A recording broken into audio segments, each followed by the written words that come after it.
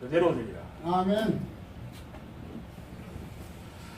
근데 제가 수많은 선지자, 사도들의 그 기도를 볼 때 다들 이렇게 예수님께서 우리들에게 가르친 이 기도대로 그렇게 기도한 것을 저는 압니다.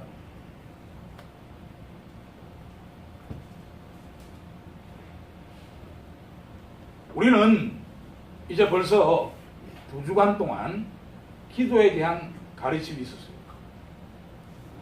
첫 번째는 예수님께서 우리에게 기도의 원칙에 대한 이야기를 했습니다. 너희가 합심해서 교회에 합심하여 기도하라 했을 때 그 기도의 내용은 주님이 우리에게 가르치신 기도의 원칙에 대한 이야기였습니다. 이 교회 안에서는 하나됨에 대한 기도를 하라 이겁니다. 그리고 또한 이 교회에서는 하나님 말씀 말고 다른 말들이 이 교회에 있어서는 안 된다. 이것을 너희가 메고 풀어라 이렇게 기도합니다. 이것이 교회 안에서의 원칙입니다. 기도에. 그러니까 교회라면 우리가 한 사람 한 사람이 각각이 교회일 수 있고 또한 이렇게 유기체들이 모여있는 이것도 교회가 될 수 있습니다. 그래서 우리는 어디에 있든지 주님이 우리에게 가르치신 원칙, 그 원칙된 대로 기도해야 돼요. 아멘. 마땅하게 주님께서 우리에게 가르치신 대로 그 원칙대로 기도하면 우리가 이 땅에서 매면 하늘에서도 매이고 이 땅에서 풀면 하늘에서도 풀린다라고 주님은 우리에게 가르칩니다. 그것은 딱 두 가지. 하나는 우리 교인들이 우리 지체가 하나됨에 대해서 너희가 이 땅에서 매면 하늘에서도 매이고 이 땅에서 풀면 하늘에서도 풀린다라고 가르쳤습니다. 또 한 가지는 교회는 하늘의 것을 이야기하는 것입니다. 세상의 것을 이야기하는 것이 교회가 아니기 때문에 너희가 그것을 통해서 이 땅에서 맬 수도 있고 이 땅에서 풀 수도 있다라고 가르쳤습니다. 이것이 기도다. 두 번째 날에는 우리가 주 예수 그리스도의 이름으로 기도하라 했습니다. 그런데 우리가 주 예수 그리스도의 이름으로 기도했는데도 우리가 뭔가 달라지지 않는다라는 이런 것들이 지배적입니다. 우리 삶 속에. 왜 그럴까? 주님은 우리에게 가르치십니다. 우리의 조건과 위치가 주님께 맞아야 된다는 것을 가르쳤습니다. 그 조건은 뭡니까? 조건은 우리가 죽어야 되는 것입니다. 아멘. 죽은 자 가운데서 산 자같이 기도하라는 겁니다. 나의 옛 생명으로 기도해서는 안 된다는 겁니다. 그것은 주님이 들을 때 소음입니다. 새 생명으로 기도하라. 그것이 조건이었고 또한 위치는 새 생명을 사는 부활의 삶에 있을 때를 이야기하고 있습니다. 이 두 가지가 주님의 이름을 불렀을 때 사람에게 오는 영향과 사단 마귀에게 오는 영향과 하나님께로부터 오는 영향이 있다라고 가르칩니다. 왜 하늘과 이 땅과 바다 속까지의 그 모든 것들이 주님 이름 앞에 무릎을 꿇게 했을까? 그것은 하나님께서 일방적으로 주 예수 그리스도라는 이름 안에 하나님의 능력과 권위와 그리고 모든 영광들을 주셨다라는 거죠. 그래서 우리는 주 예수 그리스도의 이름으로 불렀을 때, 기도했을 때 모든 것을 이룰 수 있다라고 주님은 우리들에게 가르쳤습니다. 오늘은 이 세 번째 날 주님은 제자들 앞에서 가르칩니다. 이 산들어 들리어 바다에 던져져라 라고 가르칩니다. 이것은 바로 권위의 기도입니다. 주님이 우리에게 이 기도를 가르칠 때 우리에게 이런 권위를 주셨다라는 것을 알아야 됩니다. 아멘. 이런 권위를 우리에게 주지 않고 이런 기도를 절대 안 가르칩니다. 주님께서 이 기도를 하라고 할 때는 틀림없이 우리가 할 수 있다는 것을 알기 때문에 가르친 겁니다. 율법은 우리는 참으로 신선하고 좋고 바르고 정직하고 올바른 것입니다. 그런데 그 율법은 우리에게 그것을 이행할 수 있는 능력은 주지 못하고 계속 하라고만 하기 때문에 우리가 못하는 것이지요. 그러나 그리스도는 율법보다도 더 강한 법을 갖고 있지만 우리가 율법도 잘 하지 못하는데 그리스도의 법은 더 한층 높은 법입니다. 그런데도 우리가 할 수 있는 것은 부활하셔서 우리에게 찾아오신 우리 주 예수 그리스도가 우리 안에서 삶을 주관하기 때문에 정말해서 우리는 능력이 없으나 우리 안에 찾아오신 그 예수께서 충분하게 그 일을 감당해낼 수 있는 능력이 있기 때문에 똑같이 기도에서도 똑같은 말씀을 하십니다. 우리는 산을 들어서 바다에 던져져라 했을 때 도무지 이해가 잘 안 됩니다. 그런 것을 할 수 없다고 생각합니다. 그런데 주님께서 오늘 우리에게 하시는 말씀은 할 수 있다라고 가르칩니다. 아멘. 오늘 이것을 만약에 깨닫는다면 엄청난 우리가 능력을 갖고 있는 사람이 되는 것이죠. 아멘. 지금 내가 생각해 볼 때 내가 엄청난 능력을 갖고 있는 사람이구나. 이것이 확신되어야 돼요. 아멘. 우리가 구약에 보면 그렇게 확신했던 사람들이 있습니다. 출애굽기 14장에 모세를 보면요. 모세는 홍해 바다를 가를 때 자기가 지팡이를 들어서 홍해 바다를 향하여 꾸짖는 또는 선포하는 듯이 말을 합니다. 그것이 증거지요. 예수님께서도 똑같은 증거를 우리에게 보이십니다. 상당히 무서운 바람이 일어날 때 그 바람이 무슨 죄가 있습니까? 그런데 예수님은 바람을 보고 꾸짖습니다. 명령하는 것이죠.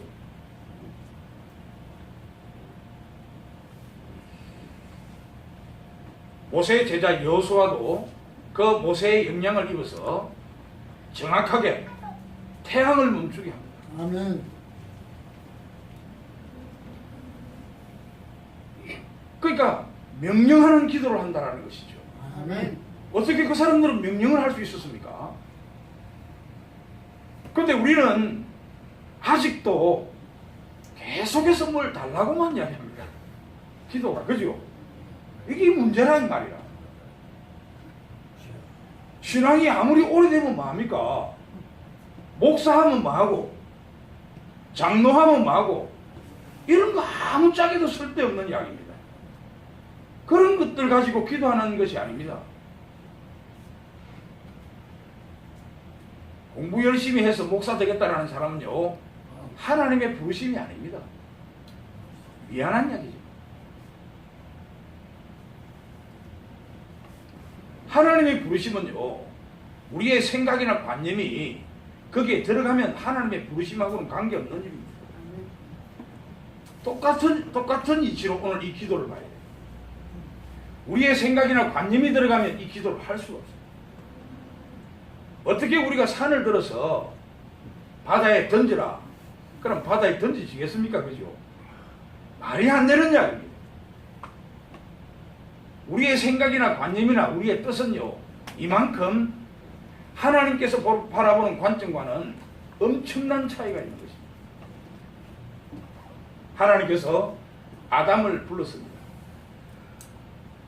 하나님께서 아담을 불렀을 때 그 관점하고 아담이 하나님이 부르는 그 관점하고는 너무나 차이가 납니다. 아담은 하나님이 불렀을 때 네가 그 과일을 먹으면 정령 죽으리라 했기 때문에 이제 하나님의 심판이 나에게 왔구나라고 생각했습니다. 그런데 하나님은 전혀 다른 말씀을 하신다. 어떤 말을 합니까? 복음을 주기 위해서 불렀다. 마땅히 죽어야 될 자지만 하나님은 아담을 불러 세웠을 때 복음을 주기 위해서 불렀다. 얼마만큼 다릅니까? 주님이 가르치신 이 기도가 우리가 갖고 있는 관념이나 생각으로 이 기도를 해석하면 완전히 틀리게 됩니다. 오늘 이 말씀을 딱 듣고 이제 나도 이 기도를 할 수 있다라는 이 생각을 하시기 바랍니다. 아멘. 아멘. 오늘 이 23절에 이 말씀을 하고 한 번 더 이것이 기도가 아닌가 하는 사람들의 생각을 주님은 아시고 다시 24절에 이것이 기도다라고 가르치고 있습니다. 한 번 더 읽어보겠습니다.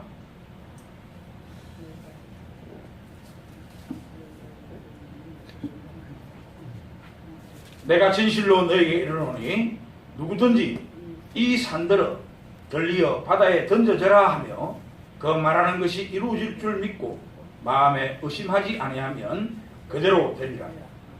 그러므로 내가 너에게 말하노니 무엇이든지 기도하고 구하는 것은 받은 줄로 믿으라. 그리하면 너에게 그대로 되리라. 아멘. 혹시나 기도가 아닌가 생각해서 주님은 24절에서 한 번 더 그것이 기도다 이렇게 가르치고 있습니다. 굉장히 중요한 기도지요. 한 번도 우리는 이런 기도를 안 해봤을 겁니다. 제가 볼 때.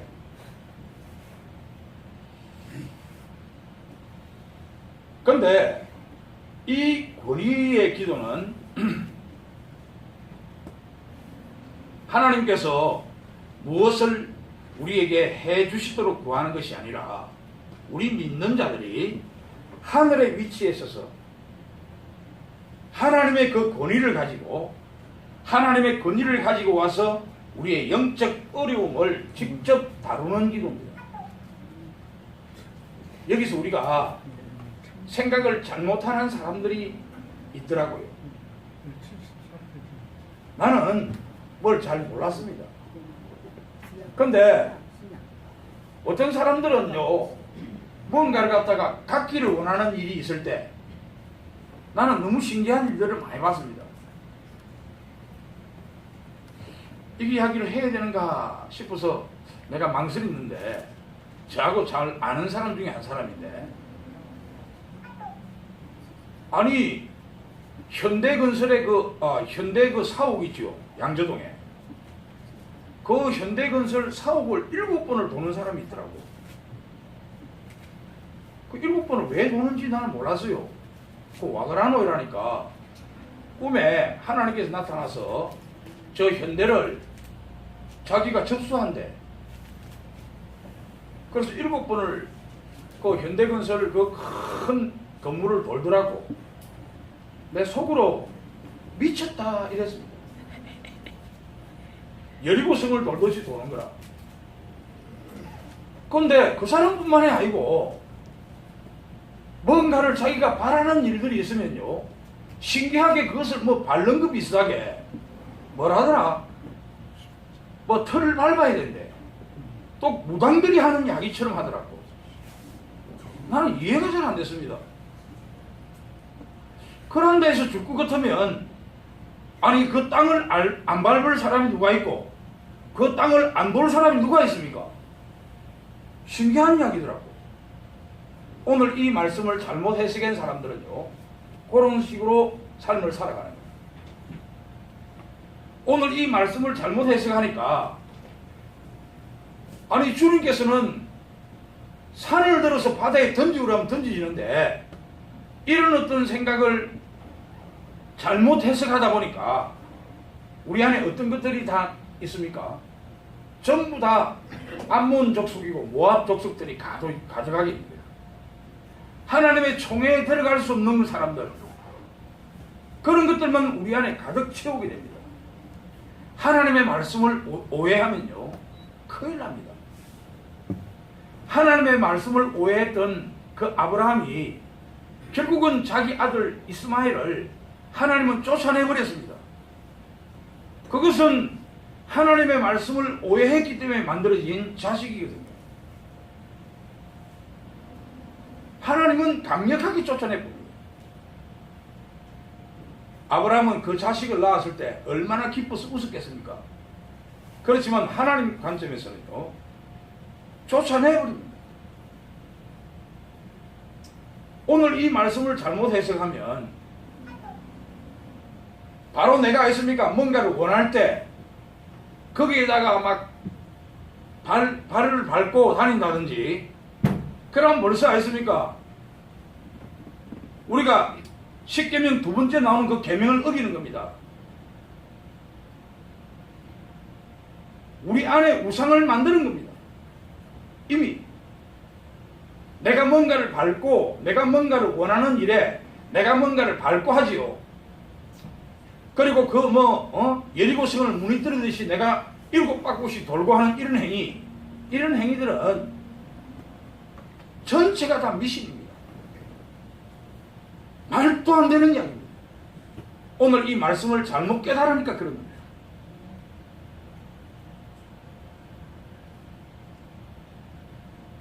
오늘 이 말씀을 정말로 올바르게 깨닫기를 바라겠습니다. 아멘. 오늘 이 말씀은요, 그 말을 하는 것이 아닙니다. 이 세상의 관점, 이 세상이 갖고 있는 생각, 교회가 세속화되어서 우리가 뭔가를 하겠다라는 그 생각으로부터 비롯된 것들, 이런 것들은요, 전부 다 무당들이 하는 인본주의 사상이고, 때로는 율법주의고 신비주의 것들이 이 안에 들어와 있다는 것입니다. 그런 것들로 오늘 이 말씀에 적용이 딱 되면요, 그것은 완전히 엉터리가 됩니다. 하나도 이루어지는 것이 없습니다. 그런 권위가 전혀 생기지도 않습니다. 오늘 이 말씀을 깨달아야 됩니다. 아멘. 왜 주님은 오늘 이 말씀을 했을까? 이 말씀이 어떤 것일까? 이것은요, 이 산이라는 이 산에 대한 내용을 우리는 알아야 됩니다.